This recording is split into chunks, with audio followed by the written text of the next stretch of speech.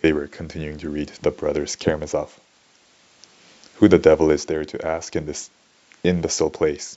We must find out, for time is passing, he observed suddenly, as though speaking to himself. All at once there came up a bald-headed, elderly man with ingratiating little eyes, wearing a full summer overcoat. Lifting his hat, he introduced himself with a honeyed lisp as Maximov, a landowner of Tula. He at once entered into our visitor's difficulty. Father Zosima lives in the hermitage, apart, 400 paces from the monastery, the other side of the copse. I know it's the other side of the copse, observed Fyodor Pavlovitch, but we don't remember the way. It is a long time since we've been here. This way, by this gate, and straight across the copse. Come with me, won't you? I'll show you. I have to go. I'm going myself. This way, this way. They came out of the gate and turned towards the copse. Maximov, a man of 60, ran rather than walked, turning sideways to stare at them all, with an incredible degree of nervous curiosity. His eyes looked starting out of his head. You see, we have come to the elder upon business of our own, observed Miusov severely.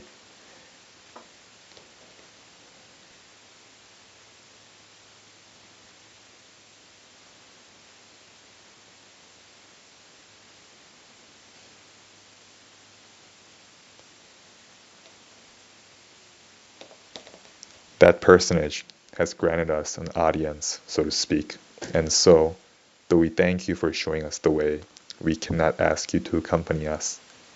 I've been there. I've been already. Un chevalier parfait. And Maximov snapped his fingers in the air. Who is a chevalier? Asked Miusov. The elder, the splendid elder, the elder. The honor and glory of the monastery. Zosima, such an elder. But his incoherent talk was cut short by a very pale, wan-looking monk of medium height, wearing a monk's cap, who overtook them. Fyodor Pavlovitch and Miusov stopped. The monk, with an extremely courteous, profound bow, announced, "The Father Superior invites all of you gentlemen to dine with him after your visit to the hermitage, at 1 o'clock, not later. And you also," he added, addressing Maximov. "That I certainly will, without fail," cried Fyodor Pavlovitch, hugely delighted at the invitation. "And, believe me, we've all given our word to behave properly here. And you, Pyotr Alexandrovitch, will you go too?" "Yes, of course. What have I come for but to study all the customs here? The only obstacle to me is your company." "Yes, Dmitri Fyodorovitch is non-existent as yet." "It would be a capital thing if he didn't turn up. Do you suppose I like all this business, and in your company too? So we will come to dinner. Thank the Father Superior," he said to the monk. "No, it is my duty now to conduct you to the elder," answered the monk. "If so, I'll go straight to the Father Superior, babbled Maximov. "The Father Superior is engaged just now, but as you please," the monk hesitated. "Impertinent old man," Miusov observed aloud, while Maximov ran back to the monastery. "He's like von Sohn," Fyodor Pavlovitch said suddenly. "Is that all you can think of?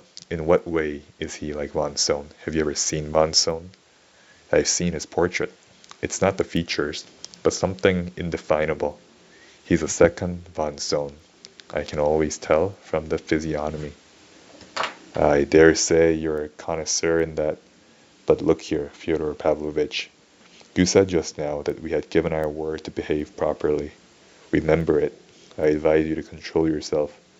But if you begin to play the fool, I don't intend to be associated with you here.